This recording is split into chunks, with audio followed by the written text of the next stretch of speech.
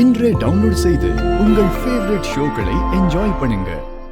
பூமி வெளியே போனாலும் இவ்ளோ நேரம் வரைக்கும் எப்பவும் வராம இருக்க மாட்டாடா.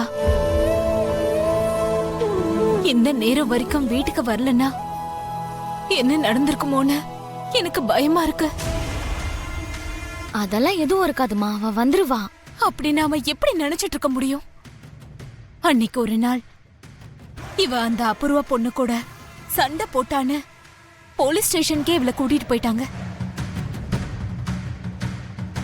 அது பத்தாதன்னு முன்னா நேத்திக்கு வேற அந்த அபூர்வா வீட்டுக்கே போய் சண்டை போட்டிருக்கா.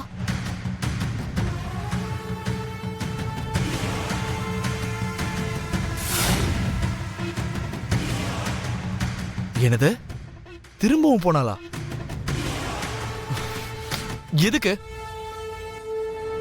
அந்த அபூர்வா கிட்ட போய் என்னையும் அவரையும் ஒண்ணு சேர்க்கணும்னு பேசினதா சொன்னா. இந்த தையத்தக்காக்கு வேற வேலையே இல்லையா? ஆக்சுவலி அவ இங்க வந்ததுக்கு அப்புறம் தான் இந்த பிரச்சனை எல்லாமே ஸ்டார்ட் ஆயிருக்கு. அவ அந்த வீட்டுக்கு போகும்போது நீங்க என்னமா பண்ணிட்டு இருந்தீங்க? அவ போன விஷயம் எனக்கு தெரியாதடா. அவ போயிட்டு வந்த பிறகுதான் தெரிஞ்சது.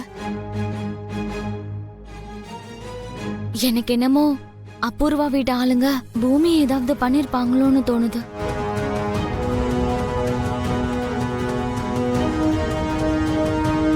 எனக்கும் அதுதான் சந்தேகமா இருக்கு.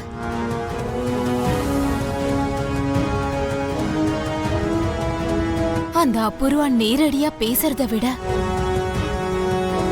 திருட்டுத்தனமா ஒருத்தரை பழி வாங்கறதுல பெரிய ஆளு. என்ன வேணாலும் நடக்கட்டுமா? தேவையில்லாத விஷயங்கள்ல நம்ம மூக்க நுழைச்சா என்ன நடக்கும்னு அந்த பொண்ணுக்கு தெரியணும். மனிதர்களுக்கும் மனித நேயத்துக்கும் வித்தியாசமே தெரியாத ஒரு பிறவி கிட்ட போய் அவ சண்டை போட்டிருக்கா. மனித நேயமே இல்லாத மனித மிருகம் அவங்க. அவங்க நினைச்சா எதை வேணாலும் செய்யக்கூடியவங்க. அவளை அவங்க ஏதாவது பண்ணிருந்தா? அண்ணா, அம்மா இந்த அளவுக்கு கவலைப்படுறாங்கன்னா எனக்கு என்னமோ பயமா இருக்குண்ணா.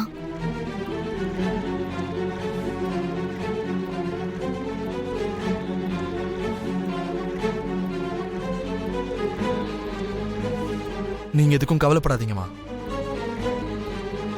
நம்ம வீட்டுல முளைக்கிற ஒரு சின்ன புல்லுக்கும் அந்த வீட்டு ஆளுங்களால ஏதாவது பாதிப்பு ஏற்பட்டா நான் அந்த வீட்டுல ஒரு சின்ன கள்ளிச்செடியை கூட முளைக்க விட மாட்டேம்மா.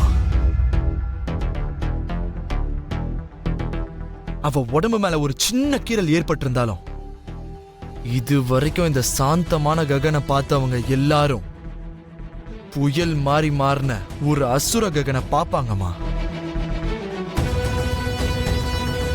சரி,